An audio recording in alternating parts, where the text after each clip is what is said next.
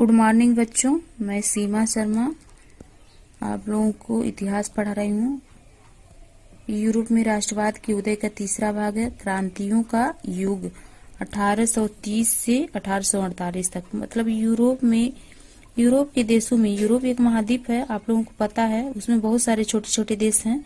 तो इन देशों में कैसे क्रांति आई, क्या क्या घटनाएं घटी जिससे यहाँ क्रांतिकारी परिवर्तन हुए, चलिए देखते हैं। जैसे जैसे रूढ़िवादी व्यवस्थाओं ने अपनी ताकत और मजबूत बनाने की कोशिश की। रूढ़िवादी क्या चाहते थे? रूढ़िवादी राजतंत्र ही चाहते थे, जैसे लुई 16वां के समय में था, लेकिन वो समय नहीं चाहते थे जो लुई 16वां के समय में दशा थी, ऐसा कुछ नहीं चाहते थे, बस वही सब प्रक्रिया चाहते थे। यूरोप के अनेक क्षेत्रों में उदारवाद और राष्ट्रवाद को क्रांति से जोड़कर देखा जाने लगा। किसको किसको क्रांति से जोड़कर देखा? उदारवाद और राष्ट्रवाद को। राष्ट्रवाद क्या है? राष्ट्र के प्रति एकता अखंडता की भावना के साथ साथ देशभक्ति की भावना ही राष्ट्रवाद है। इटली और जर्मनी के राज्य, ऑटोमन साम्राज्य के सूबे, आयरलैंड और पोलैंड ऐसे ही क्षेत्र थे। कैसे क्षेत्र थे जहां उदारवाद और राष्ट्रवाद को क्रांति से जोड़कर देखा जा रहा था। इन क्रांतियों का नेतृत्व उदारवादी राष्ट्रवादियों ने किया, जो शिक्षित मध्यम वर्गीय विशिष्ट लोग थे। कौन विशिष्ट लोग थे? शिक्षित मध्यम वर्गीय, क्रांतिकारी, उदारवादी, राष्ट्रवादी, इन्हीं को क्रांतिकारी भी कहा जाता है। मध्यम वर्गीय विशिष्ट लोग थे। इनमें प्रोफेसर, स्कूली अध्यापक, क्लर्क और वाणिज्य व्यापार में लगे मध्यम वर्गीय लोग थे। इन विशिष्ट मध्यम वर्गीय लोग में कौन कौन लोग थे?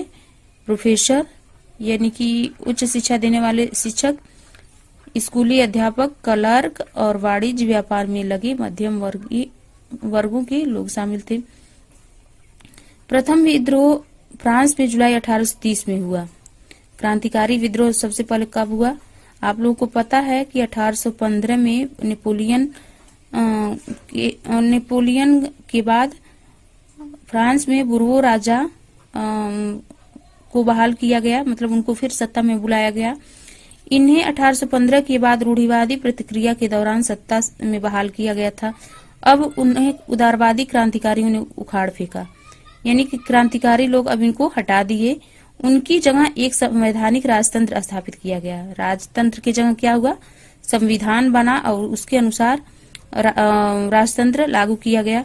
राजा अपना मनमानी नहीं कर सकता था, वो संविधान के अनुसार ही कार्य कर सकता था। यही संवैधानिक राजतंत्र है, जिसका अध्यक्ष लुई फिलिप था। अध्यक्ष कौन था इसका संवैधानिक राजतंत्र का? Louis Philippe. मैटरनिक ने एक बार ये टिप्पणी की थी। मैटरनिक क्या? जब फ्रांस चीखता है तो बाकी यूरोप की सर्दी जुकाम हो जाती है। बाकी यूरोप को क्या हो जाता है? सर्दी जुकाम। अर्थात उसका प्रभाव, फ्रांस चीखता है, उसका प्रभाव किसके ऊपर पड़ जाता है? बाकी यूरोप के देशों पर। यानी कि जब फ्रांस में कोई क्रांति होती है, वो प्रभाव यूरोप के सभी देशों में पड़ने लगता है। यही इसका मतलब है। जुलाई क्रांति से ब्रसेल्स में भी विद्रोह भड़क गया। जुलाई क्रांति जो फ्रांस में हुई, उससे ब्रुसेल्स कहाँ की राजधानी है? बेल्जियम की राजधानी है। ब्रसेल्स में भी विद्रोह भड़क गया, जिसके फलस्वरूप यूनाइटेड किंगडम ऑफ नीदरलैंड से अलग हो गया। ब्रसेल्स किससे अलग हो गया? नीदरलैंड से अलग हो गया। एक घटना जिसने पूरे यूरोप के शिक्षित अभिजात वर्ग में राष्ट्रीय भावनाओं का संचार किया, वह थी यूनान का स्वतंत्रता संग्राम। यानी कि यूनान में स्वतंत्रता संग्राम छिड़ गया, जिसके कारण भी राष्ट्रवादी भावनाएं पनपी।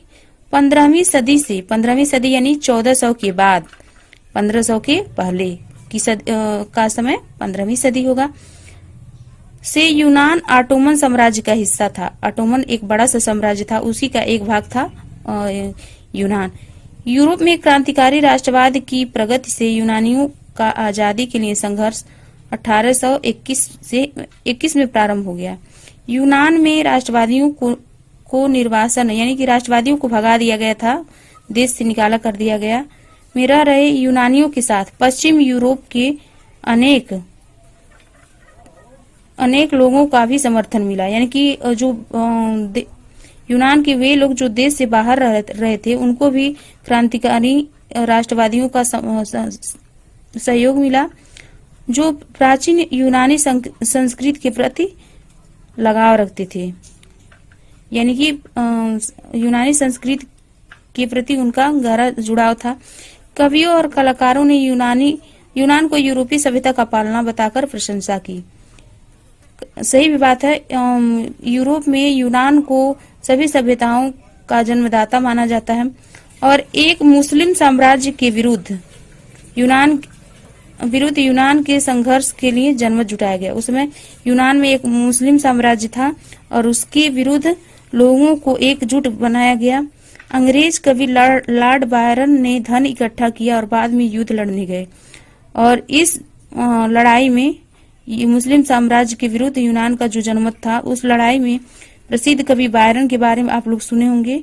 धन इकट्ठा किए और बाद में युद्ध लड़ने गए, जहां 1824 में बुखार से इनकी मृत्यु हो गई और 1832 की कुस्तुनतुनिया की संधि ने यूनान को एक स्वतंत्र राष्ट्र की मान्यता दे दी। यानी कि यूनान कब स्वतंत्र हुआ? 1832 ईस्वी में।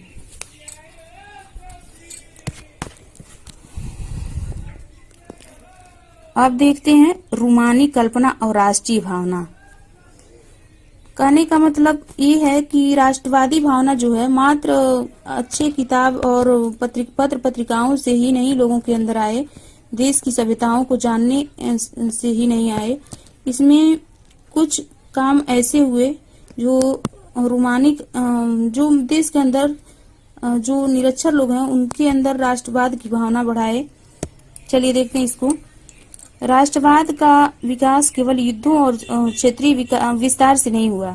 राष्ट्र के विचार के निर्माण में संस्कृति ने एक अहम भूमिका निभाई।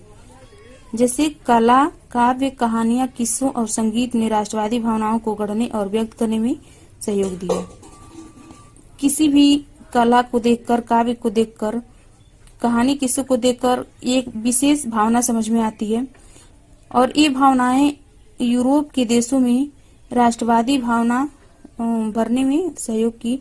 हम रूमानीवाद को देखें, जो एक ऐसा सांस्कृतिक आंदोलन था जो एक खास तरह की राष्ट्रीय भावना का विकास करना चाहता था। आमतौर पर रूमानी कलाकारों और कवियों ने तर्क वितर्क,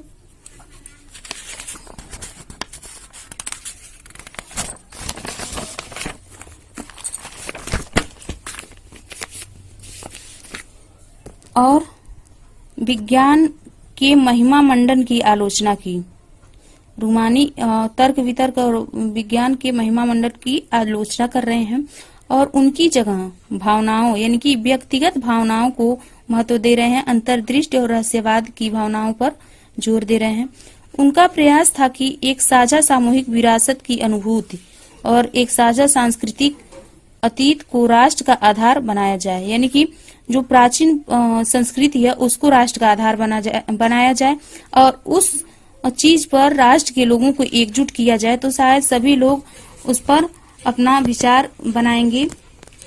प्रसिद्ध दार्शनिक योहान गॉटफ्रीड जैसे रूमानी चिंतकों ने दावा किया कि सच्ची जर्मन संस्कृति उसके आम लोगों में निहित है। सही बात है। आम लोग मतलब साधारण लोग। राष्ट्र की सच्ची आत्मा लोकगीत। लोकगीत मतलब ऐसा गीत जो देश में लोगों को एकजुट कर सके, यानी कि लोगों की आम लोगों की बात हो रही है, आम लोगों को एकजुट कर सके। जन काव्य मतलब जो लोगों के बीच प्रसिद्ध हो, उसके माध्यम से लोक नृत्यों से प्रकट होती है। इसलिए लोक संस्कृति के इन स्वरूपों को एकत्र और अंकित करना राष्ट्र के निर्माण की परियोजना के लिए आवश्यक था।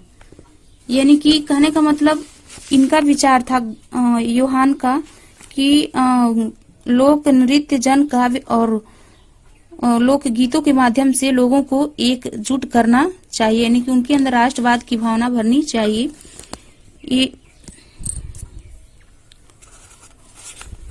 स्थानीय बोलियों पर बल और स्थानीय लोक साहित्य को एकत्र करने का उद्देश्य केवल प्राचीन राष्ट्रीय भावना को वापस लाना नहीं था, बल्कि आधुनिक राष्ट्रीय संदेश को ज्यादा लोगों तक पहुंचाना था।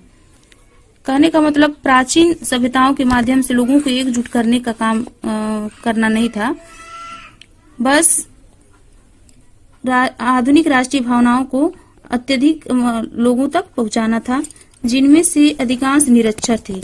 ऐसे लोगों तक पहुंचाना था जिनमें से अधिकांश लोग पढ़े लिखे नहीं थे। यह खास तौर पर पोलैंड पर लागू होता है। पोलैंड में अधिकतर लोग निरक्षर थे और जिनमें लोक गीतों, लोक नृत्यों और जन काव्यों के आधार पर उनके अंदर राष्ट्रीयता जागृत करने का कार्य किया गया। 18वीं सदी के अंत में, 18वीं सदी का अंत का मतलब होता है यानी कि 1780 के बाद में, 18वीं सदी के अंत में रूस, प्रसा और राष्ट्रीय जैसी बड़ी शक्तियों ने विभाजन कर दिया था।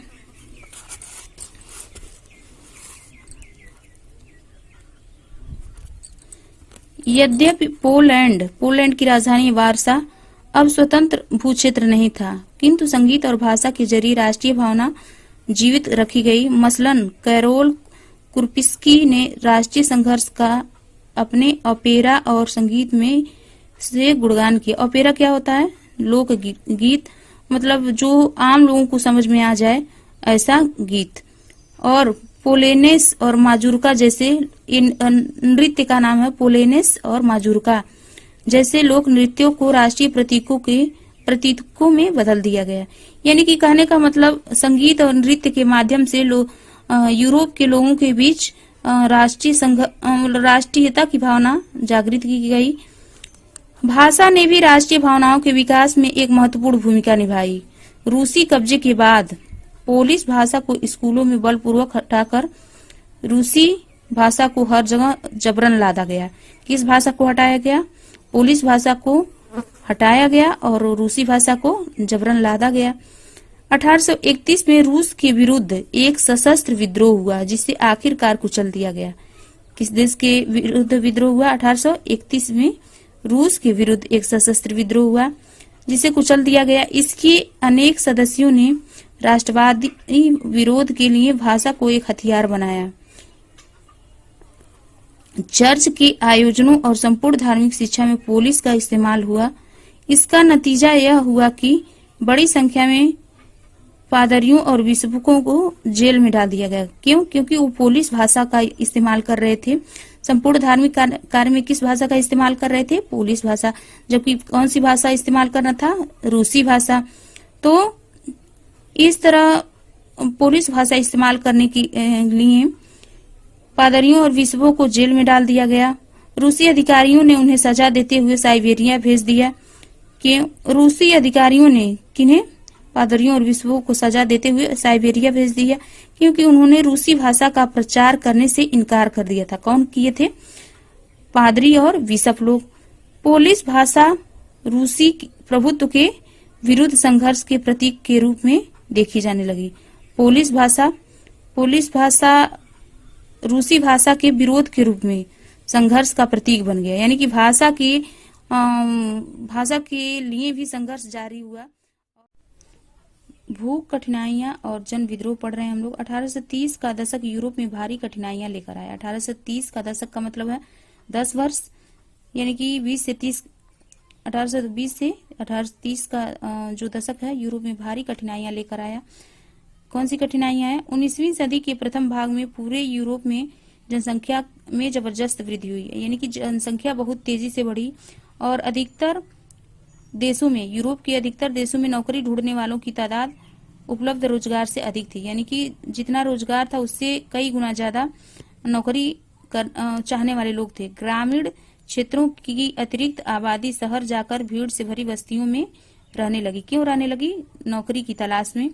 नगरों के लघु उत्पादकों को अक्सर इंग्लैंड से आयातित कपड़े से बने सस्ते कपड़े से कड़ी प्रतिस्पर्धा का सामना करना पड़ रहा था।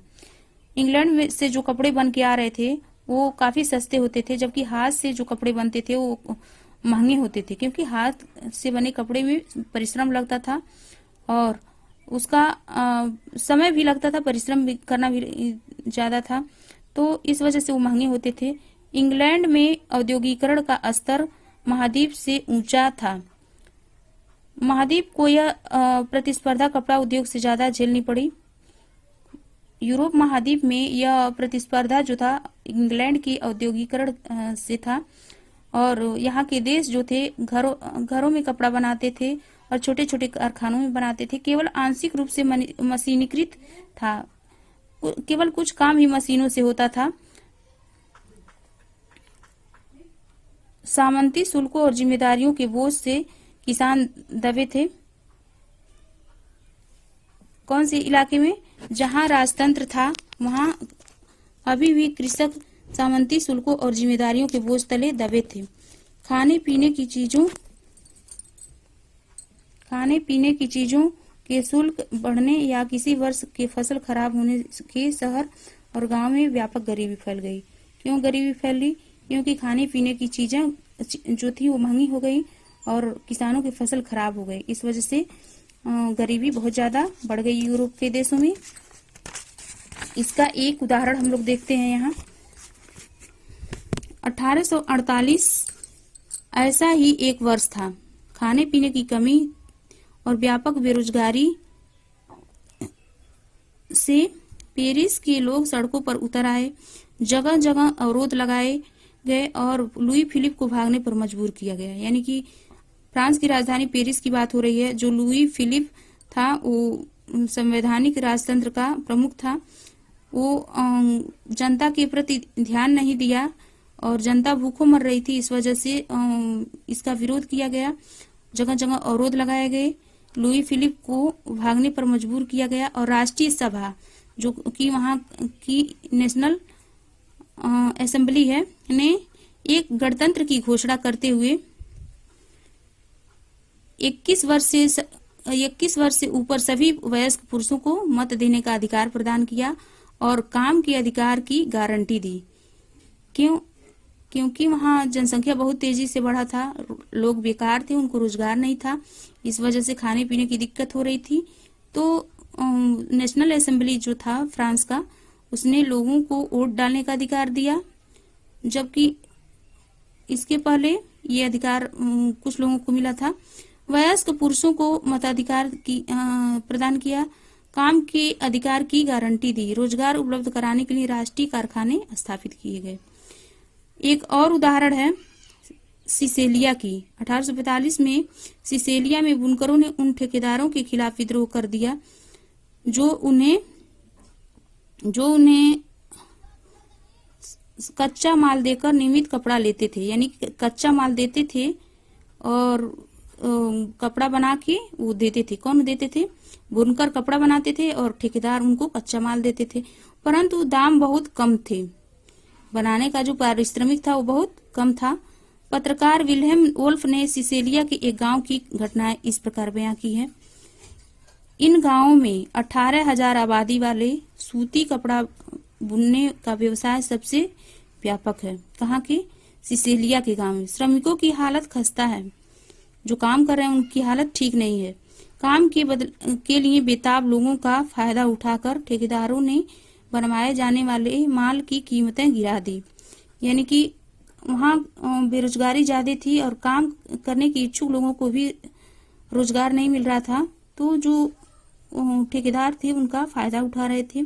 4 जून को दोपहर 2 बजे बुनकरों की एक भीड़ अपने घरों से निकली और 2 कतारों में चलते हुए ठेकेदारों की कोठी पहुंची। वे ज्यादा मजदूरी की मांग कर रहे थे।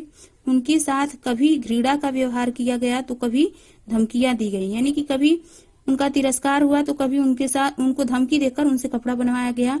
इसके बाद यह भीड़ घर में जबरदस्ती घुस गई और चमचमाती खिड़कियां, फर्नीचर और चीनी मिट्टी की बनी नफीस चीजें तोड़कर, नफीस मतलब कीमती चीजें तोड़कर, एक अन्य गुट ने भंडार गृह में घुसकर कपड़े के भंडार को लूटकर उसे तार तार कर दिया। यहाँ ये कहाँ की कहानी है? सिसेलिया की कहानी है। ठेकेदार अपने परिवार के साथ पड़ोस के गांव में भाग गया। हालांकि ऐसे व्यक्ति को उस गांव ने शरण देने से इनकार कर दिया। ऐसे व्यक्ति को जो श्रमिकों पर अत्याचार कर रहा था, उनको उनकी मजदूरी नहीं दे रहा था, और दे भी रहा था तो बहुत कम मजदूरी दे रहा था, काम के बदले मजदूरी कम था। वह 24 घंटों के बाद सेना को बुलाकर उसकी मदद से लौटा। कौन? जो ठेकेदार था। बाद में जो टकराव हुआ उसमें 11 बुनकरों को गोली मार दी गई। सेना कितने बुनकरों को गोली मार दी? 11 बुनकरों को। ये सिसेलिया की कहानी थी। अब देखते हैं 1848 में उदारवादियों की क्रांति। 1848 में जब अनेक यूरोपीय देशों में गरीबी, बेरोजगारी और भूखमरी से ग्रस्त किसान मजदूर विद्रोह कर रहे थे, तब उसके समानांतर पढ़े लिखे मध्यम वर्गों की एक क्रांति भी हो रही थी। यानी कि क्रांति कौन कर रहे थे? मध्यम वर्गीय लोग।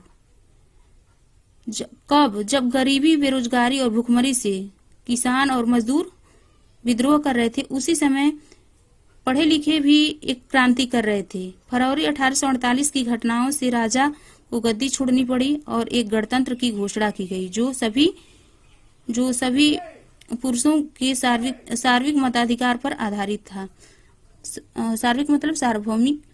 यूरोप के अन्य भागों में जहां अभी तक स्वतंत्र राज्य अस्तित्व में नहीं आए थे, जैसे Germany, Italy, Poland, Austro Hungarian साम्राज्य, वहां के उदारवादी मध्यम वर्गों के स्त्री पुरुष ने संविधानवाद की मांग की। यानी कि जहां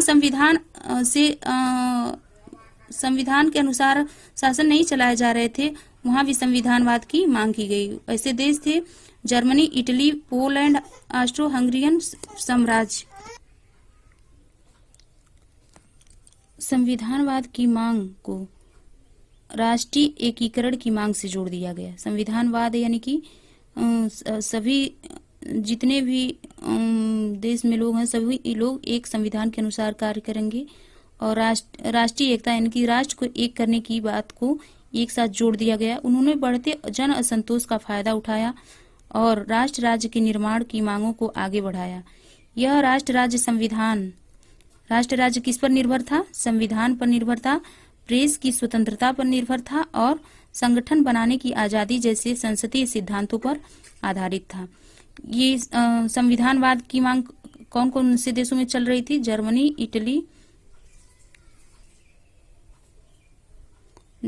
इटली, पोलैंड, ऑस्ट्रो हंगेरियन आदि देशों में। ये सब यूरोप के देश थे। जर्मन इलाकों में बड़ी संख्या में राजनीतिक संगठनों ने फ्रैंकफर्ट शहर में मिलकर एक सर्व जर्मन नेशनल असेंबली के पक्ष में मतदान का फैसला लिया। अब ये कहाँ की बात हो रही है? जर्मन इलाकों में। जो जर्मनी का इलाका था वहां में बड़ी संख्या में लोग किसकी मांग कर रहे थे? नेशनल असेंबली के पक्ष में मतदान का फैसला लिया। 18 मई 1848 को 831 निर्वाचित प्रतिनिधियों ने एक सजे धजे जुलूस में जाकर फ्रैंकफर्ट संसद में अपना स्थान ग्रहण किया। कहाँ की बात हो रही है? जर्मन इलाकों की। यह संसद सेंट पॉल चर्च में आयोजित हुई थी। ये जो सभा हो रही थी, सम्मेलन, वो कहाँ हो रही थी? सेंट पॉल चर्च में।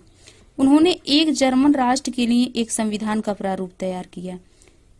किसने? जो बड़ी संख्या में भीड़ इकट्ठा हुई थी, जो सर्व जर्मन नेशनल असेंबली के पक्ष में मतदान करने के लिए फैसला ली थी। 18 मई 1848 को 831 निर्वाचित प्रतिनिधियों ने सजे धजे जुलूस में जाकर फ्रैंकफर्ट संसद में अपना स्थान ग्रहण किया। यह संसद मतलब सम्मेलन कहाँ हो रहा था? सेंट पॉल चर्च में आयोजित हुई। उन्होंने एक जर्मन राष्ट्र के लिए एक संविधान का प्रारूप तैयार किया। कौन? जर्मन के निर्वाचित प्रतिनिधि। इस राष्ट्र की अध्यक्षता एक ऐसे राजा को सौंपी गई। किस राजा को सौंपी गई? जर्मन राष्ट्र के अंतर्गत ही आता है, जिसे संसद के अधीन रहना था। ऐसे राष्ट्र की अध्यक्षता एक ऐसे राज्य को सौंपी गई जो संसद के अधीन रहकर काम करें। जब प्रतिनिधियों ने प्रसा के राजा फ्रेडरिक विल्हेम चतुर्थ को ताज पहनाने की पेशकश की, तो उसने अस्वीकार कर उन राजाओं का साथ दिया जो निर्वाचित सभा के विरोधी थे। यानी कि जो राजतंत्र लागू करना चाहते थे उनका साथ कौन दिए?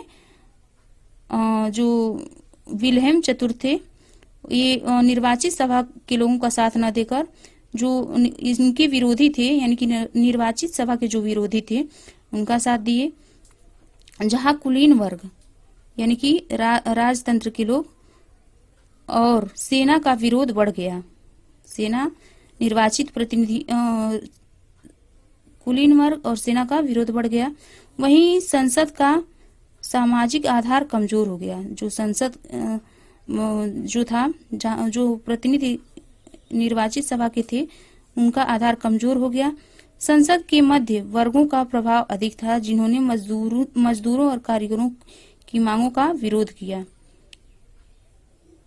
उन लोगों का मांग जो था, जो मध्यम वर्ग के लोगों की मांगों का विरोध किए थे, उनका प्रभाव अधिक था, जिससे वे उनका समर्थन खो बैठे।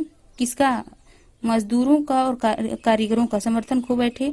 अंत में सैनिकों को बुलाया गया और असेंबली भंग होने पर मजबूर हुई। यानी कि जो सर्व जर्मन नेशनल असेंबली के पक्ष में मतदान हो रहा था वो नहीं हो पाया। उदारवादी आंदोलन के अंदर महिलाओं को राजनीतिक अधिकार प्रदान करने का मुद्दा विवादास्पद था। हालांकि आंदोलन में वर्षों से बड़ी संख्या में महिलाओं ने सक्रिय रूप से भाग लिया। महिलाओं ने अपने राजनीतिक संगठन स्थापित किए, अखबार शुरू किए, जैसा कि फ्रांसीसी क्रांति में भी की थी। महिलाओं ने राजनीतिक बैठकों और प्रदर्शनों में शिरकत की। इसके बावजूद उन्हें नेशनल असेंबली के चुनाव के दौरान वोट डालने का अधिकार जो है नहीं दिया गया। किनको? महिलाओं को मताधिकार से वंचित रखा गया। किनको? महिलाओं को। सेंट पॉल चर्च में फ्रैंकफर्ट संसद की सभा आयोजित की गई। तब महिलाओं ने केवल प्रेक्षकों की हैसियत से दर्शक दीर्घा में खड़े होने दिया गया। तो महिलाओं को वोट डालने का अधिकार तो नहीं दिया गया, लेकिन जब संसद चल रही थी तो महिलाएं पीछे खड़ी थीं। हालांकि रूढ़िवादी ताकतें 1848 में उदारवादी आंदोलनों को दबा पाने में कामयाब हुई, किंतु वे पुरानी व्यवस्था बहाल नहीं कर पाई। 1848 में उदारवादी आंदोलनों को दबा पाने में कामयाब हुई। कौन? रूढ़िवादी ताकतें। राजाओं को यह समझ में आना शुरू हो गया कि उदारवादी राष्ट्रवादी क्रांतिकारियों को रियायतें देकर ही क्रांति और दमन के चक्र को समाप्त किया जा सकता है। उदारवादी राष्ट्रवादी क्या समझ रहे थे? उदारवादी समझ रहे थे राष्ट्रवादी क्रांतिकारियों को छूट, मतलब कुछ लाभ देकर ही रियायत हासिल किया जा सकता है। अतः 1848 के बाद के वर्षों में मध्य और पूर्वी यूरोप की निरंकुश राजशाहियों ने उन परिवर्तनों को आरंभ किया जो पश्चिमी यूरोप में 1815 से पहले हो चुके थे। इस प्रकार हैब्सबर्ग मताधिकार वाले क्षेत्रों और रूस में भूदासत्व तथा बंधुआ मजदूरी समाप्त कर दी गई। हैब्सबर्ग शासकों ने हंगरी के लोगों को ज्यादा स्वायत्तता प्रदान की। हालांकि इससे निरंकुश मैग्यारों के प्रभुत्व का रास्ता ही साफ हुआ। हालांकि रूढ़िवादी ताकतें 1848 में उदारवादी आंदोलनों को दबा पाने में कामयाब हुई।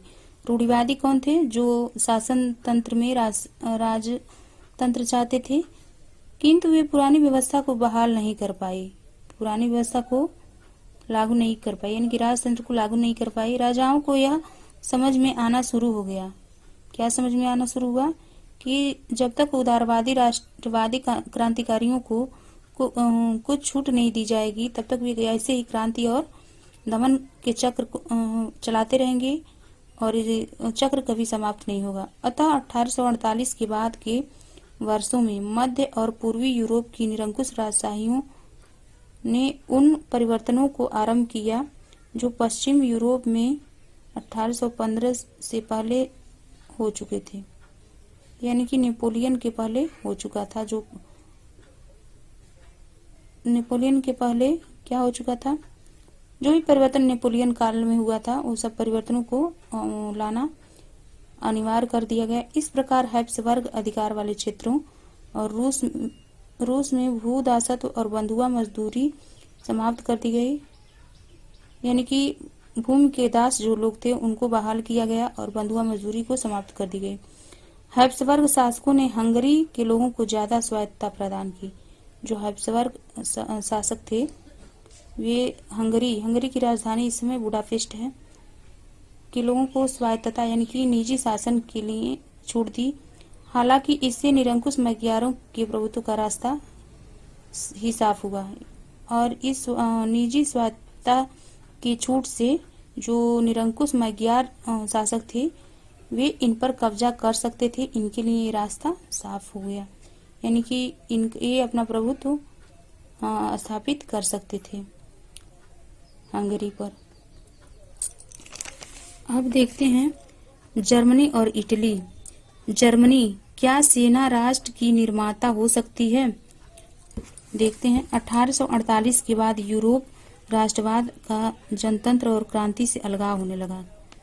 इसका राष्ट्रवाद का किससे अलगाव होने लगा? जनतंत्र और क्रांति से। राज्य की सत्ता को बढ़ाने और पूरे यूरोप पर राजनीतिक प्रभुत्व हासिल करने के लिए रूढ़िवादियों ने अक्सर राष्ट्रवादी भावनाओं का इस्तेमाल किया। राज्य की सत्ता को बढ़ाने यानी कि अपना साम्राज्य बढ़ाने के लिए, राज्य की सत्ता को बढ़ाने और पूरे यूरोप पर राजनीतिक प्रभुत्व हासिल करने के लिए रूढ़िवादियों ने अक्सर राष्ट्रवादी भावनाओं का इस्तेमाल किया। रूढ़िवादी कौन थे? जो राजतंत्र में विश्वास रखते थे। उसे उस प्रक्रिया में देखा जा सकता है जिससे जर्मनी और इटली एकीकृत होकर राष्ट्र राज्य बने। जर्मनी और इटली पहले छोटे छोटे राज्यों में बटे हुए थे। जो अभी इसका नक्शा दिखता है वो ऐसे नहीं था, वो छोटे छोटे राज्यों में बटा था। जैसा आपने देखा कि राष्ट्रवादी भावनाएं मध्यम वर्गीय जर्मन लोगों में काफी व्याप्त थी। मध्यम वर्गीय जर्मन लोग कौन थे? प्रोफेसर, सरकारी स्कूल के मास्टर लोग थे, टीचर लोग, और फिर वाणिज्य व्यापार करने वाले लोग थे। उन्होंने 1848 में जर्मन महासंघ के विभिन्न इलाकों को जोड़कर एक नवनिर्वाचित संसद द्वारा शासित राष्ट्र राज्य बनाने का प्रयास किया। कौन? राष्ट्रवादी भावनाएं वाले जो मध्यम वर्ग के लोग थे, जर्मन को एक नवनिर्वाचित संसद द्वारा शासित राष्ट्र बनाना चाहते थे, मगर राष्ट्र निर्माण की यह उदारवादी पहल राजशाही और फौज की ताकत ने मिलकर दबा दी। यानी कि राजतंत्र व्यवस्था और सेना की ताकत ने इनकी इस भावनाओं को दबा दिया। जो संसद द्वारा शासित राष्ट्र राज्य बनाना चाहते थे जर्मन राष्ट्र के लोग, उनको बनाने नहीं दिया गया। उनका प्रसा के बड़े भूस्वामियों ने भी समर्थन किया। किनका? जो राजशाही और फौज हैं उन लोगों का। उसके बाद प्रसा ने राष्ट्रीय एकीकरण के आंदोलन का नेतृत्व संभाल लिया। कौन संभाल लिया? राष्ट्रीय एकीकरण का आंदोलन का नेतृत्व कौन संभाले? प्रसा। उसका प्रमुख मंत्री ऑटो वान बिस्मार्क इस प्रक्रिया का जनक था। किस प्रक्रिया का जनक था? राष्ट्रीय एकीकरण की प्रक्रिया का जनक कौन था? प्रसा ने राष्ट्रीय एकीकरण के आंदोलन का नेतृत्व संभाल लिया था। उसका प्रमुख मंत्री ऑटो वान बिस्मार्क इस प्रक्रिया का जनक था। यानी कि राष्ट्रीय एकीकरण का जनक कौन था प्रसा में? ऑटो वान बिस्मार्क इस प्रक्रिया का जनक था, जिसने प्रसा की सेना और नौकरशाही की मदद ली। किसका मदद ली? ये प्रसा की सेना और नौकरशाही की मदद ली। 7 वर्ष के बाद 7 वर्षों में ऑस्ट्रिया, डेनमार्क और फ्रांस से 3 युद्धों में प्रसा की जीत हुई। प्रसा का 3 देशों से युद्ध हुआ। कौन कौन से? ऑस्ट्रिया, डेनमार्क और फ्रांस से प्रसा का युद्ध हुआ और एकीकरण की प्रक्रिया पूरी हुई। यानी इन युद्धों के बाद जर्मन एकीकरण की प्रक्रिया पूरी हुई। जनवरी 1871 में वर्साय में हुए एक समारोह में प्रसा के राजा विलियम प्रथम को जर्मनी का सम्राट घोषित हुआ। 3 युद्धों के बाद जर्मनी का एकीकरण हुआ। कौन कौन से युद्ध? ऑस्ट्रिया के साथ युद्ध, डेनमार्क के साथ युद्ध और फ्रांस के साथ युद्ध हुआ और तीनों में प्रसा की जीत हुई। प्रसा के जो शासक थे वो कौन थे? ऑटो वान बिस्मार्क। इन्हीं के नेतृत्व में जर्मन का एकीकरण हुआ और 1871 में वर्साय में हुए समारोह में प्रसा के राजा विलियम प्रथम को जर्मनी का सम्राट घोषित किया गया। 8 जनवरी 1871 की सुबह बेहद ठंडी थी। अभी बताया जा रहा है कब कैसे क्या हुआ जर्मन में। जर्मन राज्यों के राजकुमारों, सेना के प्रतिनिधियों और प्रमुख मंत्री ऑटो वान बिस्मार्क समेत प्रसा के महत्वपूर्ण मंत्रियों की एक बैठक वर्साय के महल के बेहद ठंडे Sheesh Mahal hall of mirrors में हुई। सभा ने प्रसा के काइजर विलियम प्रथम के नेतृत्व में नए जर्मन साम्राज्य की घोषणा की। जो नए जर्मन साम्राज्य का एकीकरण हुआ वो कहाँ हुआ? वर्साय के शीश महल में इसकी बैठक हुई और फिर काइजर विलियम प्रथम के नेतृत्व में नए जर्मन साम्राज्य की घोषणा हुई। जर्मनी में राष्ट्र निर्माण प्रक्रिया ने प्रसा राज्य की शक्ति के प्रभुत्व को दर्शाता था। जर्मनी में राष्ट्र निर्माण की प्रक्रिया ने प्रसा राज्य की शक्ति के प्रभुत्व को दर्शाता था। नए राज्य ने जर्मनी की मुद्रा, बैंकिंग और कानूनी तथा न्यायिक व्यवस्थाओं के आधुनिकीकरण पर काफी जोर दिया और प्रसा द्वारा उठाए गए कदम और उसकी कार्यवाहियां बाकी जर्मनी के लिए अक्सर एक मॉडल बन गया, यानी कि ये एक उदाहरण बन गया।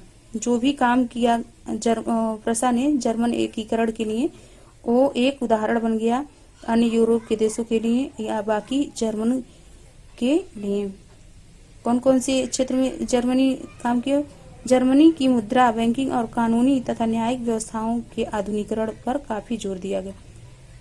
जब एक साम्राज्य की घोषणा कर दी गई तब उसके बाद इन कार्यों पर जोर दिया गया और उनका आधुनिकीकरण हुआ और इस काम के पहल की जो प्रशंसा हुई वो हर देशों के लिए एक उदाहरण बन गया, एक मॉडल बन गया।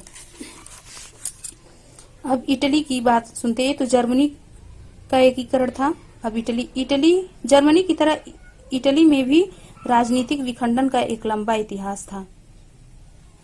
राजनीतिक विखंडन का लंबा इतिहास मतलब यानी कि छोटे छोटे राज्यों में इटली बटा हुआ था। इटली अनेक वंशानुगत राज्यों तथा बहुराष्ट्रीय हैब्सबर्ग साम्राज्य में बिखरा हुआ था।